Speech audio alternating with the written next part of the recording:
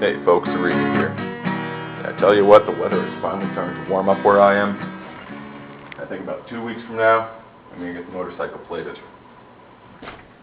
But you know what? I know that if you're down in Australia, weather's ramping up.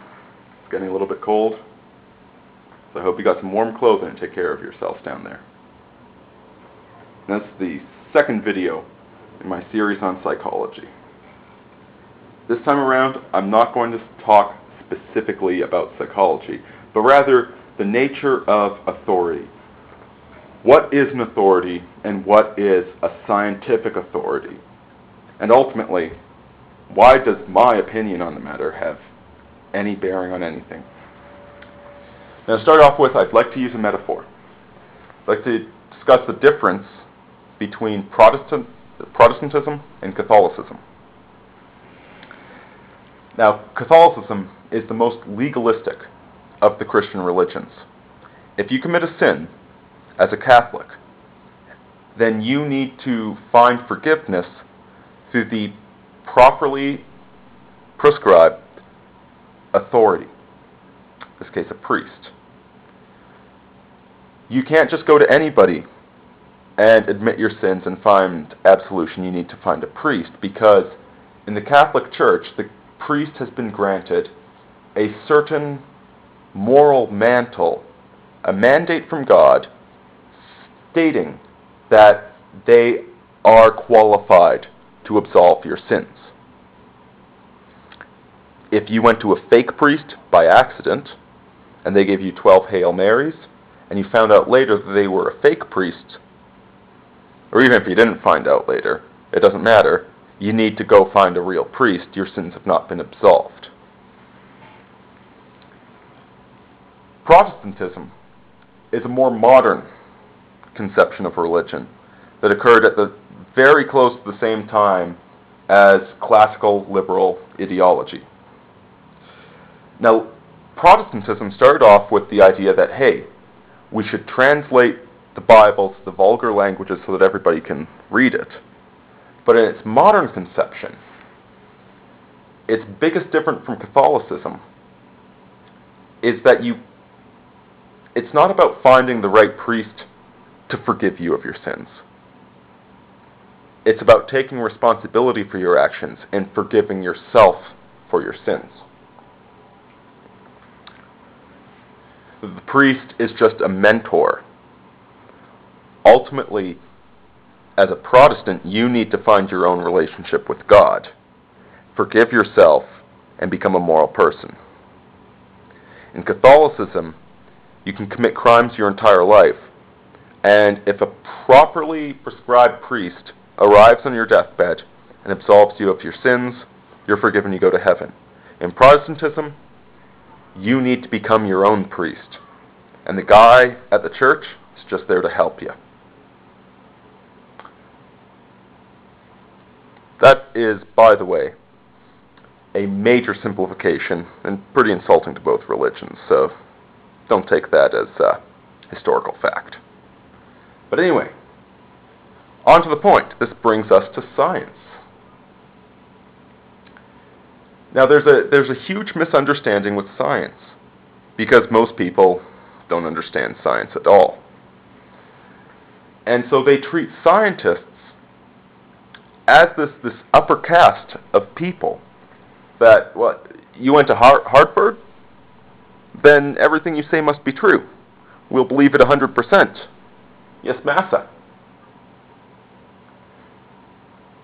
They try and apply this old authoritarian concept of authority to the scientific establishment, and that's not really appropriate. See, science isn't about what school you go to, isn't about what books you've read necessarily, isn't about what you've accomplished in your life. It's about understanding the scientific method and being aware of the evidence that we've discovered. It's not about what school you went to, it's about how well you studied.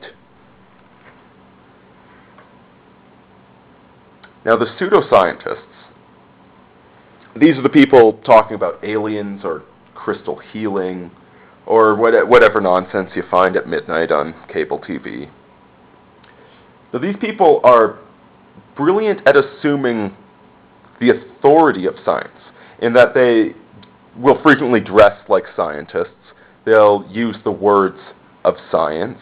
The movie What the Bleep Do We Know completely exploits the ambiguous language of subatomic physics to make idiotic points about philosophy, which, quite frankly, are incoherent if you actually know what the underlying mathematical meanings of terms like indeterminate are when you're talking about quarks. They assume the outfit of science. They put on the outfit, and they try and fake the authority of science. But see, a real scientist, they may or may not wear the outfit. They may or may not have the PhD from the reputable school. Real scientists don't actually give a shit about any of that stuff. What they care about is what's underlying it. Do you understand the scientific method?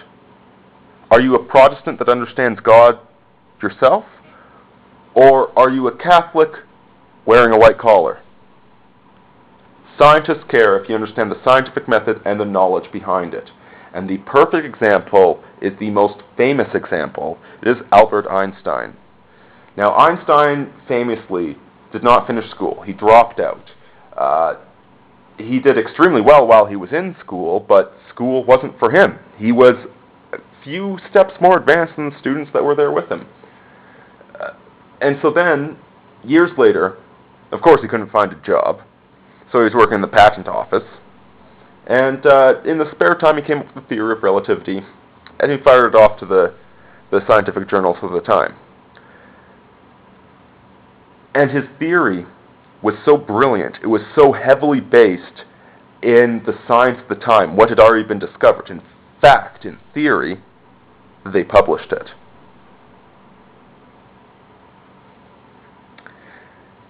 Going to university might be a good indicator of your scientific education, but it is not your scientific education.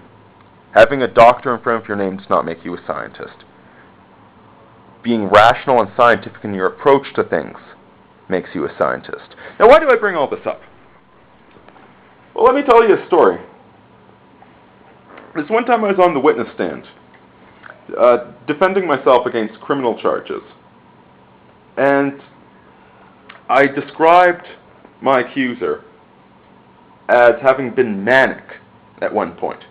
At which point the criminal prosecutor looked at me and said, "Aurini, are you a qualified psychologist?" At which point I cocked my eyebrow, and I said to her, "Listen,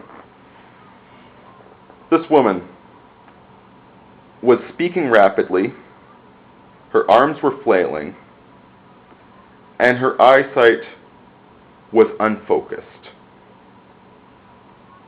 At this point, the judge interrupted and said, "Counselor, that does sound like an accurate description of mania." That's really my point with this whole video, is that to be an authority on a subject, you don't necessarily have had to go to school for it. You don't need to be a molecular biologist to point out that a donkey is an ass. Now, granted, absolutely, if you spend 12 years studying mathematics full-time at university, you will probably pick up a few things about mathematics. But, ultimately, if some homeless person shows up and writes on the chalkboard and comes up with a better mathematical solution than you do, might not be very likely that he'll do that, but he's the better mathematician. Same thing goes for all the sciences. Your qualifications in any science are based upon your knowledge and understanding of the science. And quite frankly, that goes tenfold for psychology. Anyway, hope that you're doing well wherever you are, and take care. This is Aurini out.